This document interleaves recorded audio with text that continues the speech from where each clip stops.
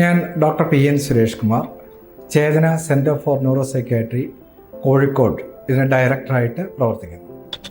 വിഷാദ രോഗം എന്ന് പറയുമ്പോൾ ജീവിതത്തിൽ വിഷാദം ഒരിക്കലെങ്കിലും അനുഭവിക്കാത്ത ആരെങ്കിലും ഉണ്ടാകില്ല. നമുക്ക് പരീക്ഷയിൽ മാർക്ക് കുറയാം, ചിലപ്പോൾ തോൽവി സംഭവിക്കാം, പ്രിയപ്പെട്ട ആരെങ്കിലും മരിക്കാം, അല്ലെങ്കിൽ നമ്മുടെ ജോലി നഷ്ടപ്പെടാം.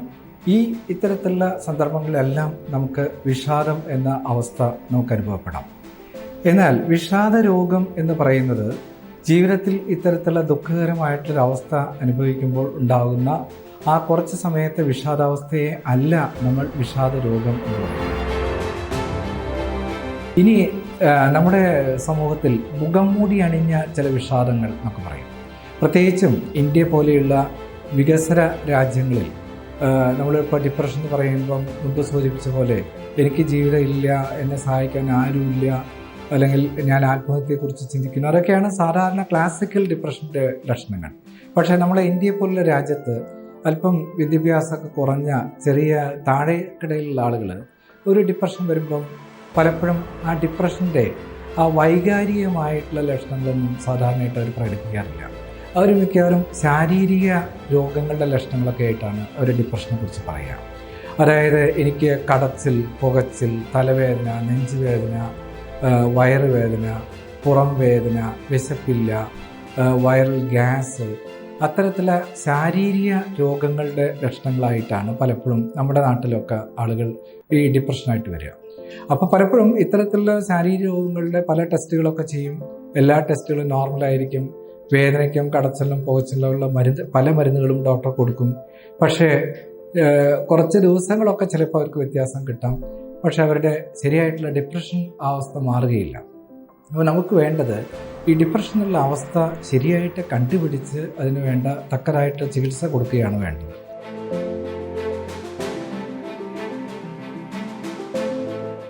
ഡിപ്രഷനുള്ള കാരണങ്ങൾ നമുക്ക് എന്തൊക്കെയാണെന്ന് നോക്കുകയാണെങ്കിൽ അതിന് ശാരീരികമായിട്ടുള്ള കാരണങ്ങളുണ്ട്, സാമൂഹ്യ കാരണങ്ങൾ, മനഃശാസ്ത്രപരമായിട്ടുള്ള കാരണങ്ങളുണ്ട്. എന്നിരുന്നാലും ഇതിലേറ്റവും ഉപരിയായിട്ട് നിൽക്കുന്നത് ശാരീരികമായിട്ടുള്ള കാരണങ്ങൾ തന്നെയാണ്.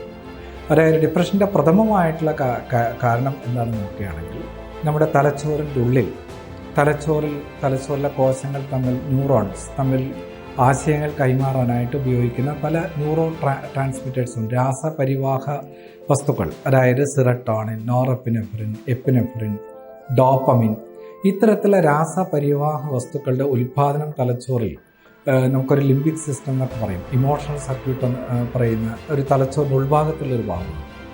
ആ ഭാഗത്ത് ഇത്തരത്തിലുള്ള രാസപരിവാഹ വസ്തുക്കളുടെ ഉൽപ്പാദനം കുറഞ്ഞ് തലച്ചോറിൻ്റെ അളവ് കുറയുമ്പോഴാണ് ഈ വ്യക്തിക്ക് ഡിപ്രഷൻ എന്നുള്ളൊരു അസുഖം വരുന്നത്. അതിൻ്റെ കൂടെ തന്നെ നമുക്ക് പെട്ടെന്ന് നമുക്കൊരു മനസ്സിന് ആഘാതം സംഭവിക്കുന്ന ഒരു സംഭവം ഉണ്ടായാൽ നമുക്ക് ഡിപ്രഷൻ വരാം. നമ്മുടെ ജീവിതത്തിൽ എപ്പോഴും പ്രതികൂലമായിട്ടുള്ള കാര്യങ്ങൾ മാത്രം സംഭവിക്കുമ്പോഴും നമുക്ക് ഡിപ്രഷൻ വരാം. അപ്പോൾ ഇത്തരത്തിലെ ജീവിതത്തിൽ ഉണ്ടാകുന്ന സംഘർഷങ്ങൾ തീർച്ചയായിട്ടും ഡിപ്രഷൻ ഉണ്ടാക്കാം. ഡിപ്രഷനുള്ള രോഗിക്ക് ആ ഡിപ്രഷൻ്റെ തീവ്രത കൂട്ടാം. ഇതൊക്കെ ഇതിനുള്ള കാരണങ്ങളാണ്. പക്ഷേ ഇത്തരത്തിലുള്ള ശാരീരികമായിട്ടുള്ള കാരണങ്ങളാണ് തീർച്ചയായിട്ടും ഡിപ്രഷനുള്ള പ്രധാനമായിട്ടുള്ളൊരു കാരണം.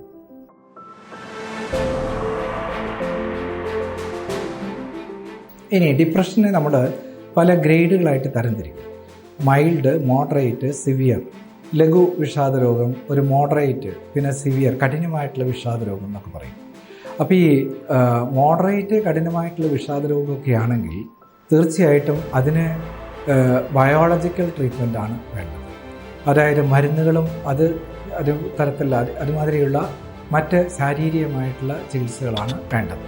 കാരണം വിഷാദരോഗത്തിൻ്റെ ഏറ്റവും പ്രധാനപ്പെട്ട കോംപ്ലിക്കേഷൻ, നമ്മൾ അത് ചികിത്സിച്ചില്ലെങ്കിൽ നമുക്ക് സംഭവിക്കാൻ പോകുന്ന ഏറ്റവും വലിയ ഗുരുതരമായിട്ടുള്ള പ്രത്യാഘാതം ആത്മഹത്യയാണ്. അതായത് 100 വിഷാദരോഗികളെ എടുക്കുകയാണെങ്കിൽ 75% വിഷാദരോഗികൾക്കും ഈ വിഷാദരോഗാവസ്ഥയിൽ അവർ ആത്മഹത്യയെക്കുറിച്ച് ചിന്തിക്കും. 50% രോഗികൾ ആത്മഹത്യക്ക് ശ്രമിക്കും. ഇനി അതിൽ 15% രോഗികൾ ആത്മഹത്യയിൽ വിജയിക്കും എന്നുള്ളതാണ് പറയുന്നത്. അപ്പോൾ അതിൽ ആത്മഹത്യാ സാധ്യത 15%. അതുകൊണ്ടാണ് നമ്മുടെ വേൾഡ് ഹെൽത്ത് ഓർഗനൈസേഷൻ ഈ depression the new age killer എന്നൊക്കെയാണ് പറയുന്നത്. 2030 കൂടി തന്നെ ലോകത്തിൽ ഏറ്റവും കൂടുതൽ ആളുകൾ മരിക്കാൻ പോകുന്നത് ഈ വിഷാദ രോഗത്തോട് കൂടിയിട്ടാണ് എന്നാണ് പറയുന്നത്. അതായത് ക്യാൻസറോ ഹാർട്ട് അറ്റാക്കോ റോഡപകടങ്ങളോ മൂലമല്ല, നമ്മൾ വേണ്ട രീതിയിൽ കണ്ടുപിടിക്കാതെയും ചികിത്സിക്കാതെയും പോകുന്ന വിഷാദ രോഗം മൂലമായിരിക്കും ഇനി ലോകത്തിൽ ഏറ്റവും കൂടുതൽ ആളുകൾ മരിക്കാൻ പോകുന്നതെന്നാണ് നമ്മുടെ വേൾഡ് ഹെൽത്ത് ഓർഗനൈസേഷൻ സൂചിപ്പിക്കുന്നത്.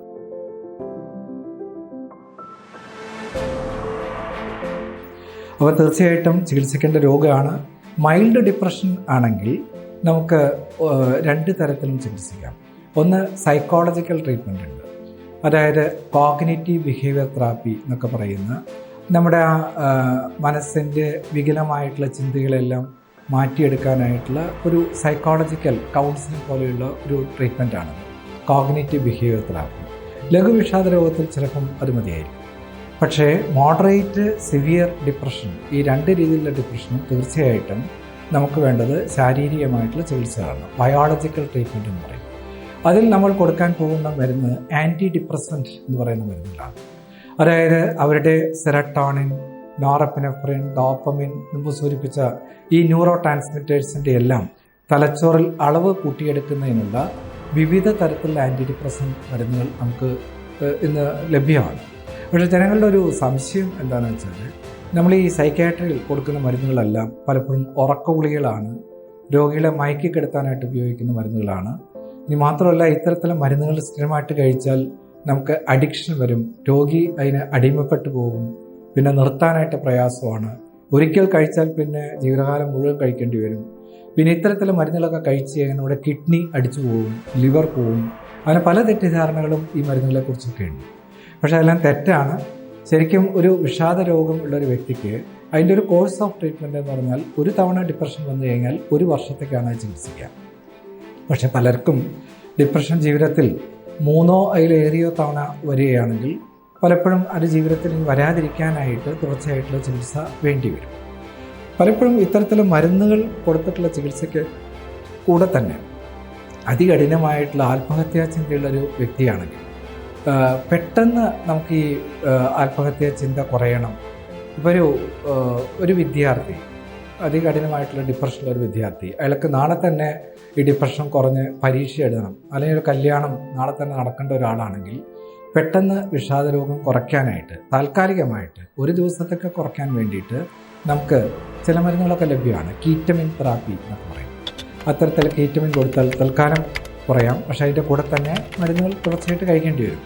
പിന്നെ കഠിനമായിട്ടുള്ള സൂയിസൈഡ് ടെൻഡൻസിയൊക്കെയുള്ള ഡിപ്രഷനാണെങ്കിൽ അവർക്ക് നമുക്ക് ഇലക്ട്രോ കൺവൾസീവ് തെറാപ്പി, പണ്ടെല്ലാം നമ്മൾ വിശേഷിപ്പിച്ച ഷോക്ക് ചികിത്സ, ഇന്നിപ്പോൾ ഷോക്ക് ചികിത്സയൊന്നുമല്ല, അതിനെ നമ്മൾ മോഡിഫൈഡ് ഇലക്ട്രോ കൺവൾസീവ് തെറാപ്പി എന്ന് പറയുന്ന അനസ്തേഷ്യയൊക്കെ കൊടുത്ത ആളെ മയക്കിക്കെടുത്തിയിട്ട് ഒരു ചെറിയ കറണ്ട് ചെറിയ സമയത്തേക്ക് തലച്ചോറിൽ കൂടെ കടത്തിവിടുന്ന ECT എന്നുള്ള ചികിത്സയൊക്കെ ഫലപ്രദമായിട്ടുള്ള ചികിത്സയാണ്.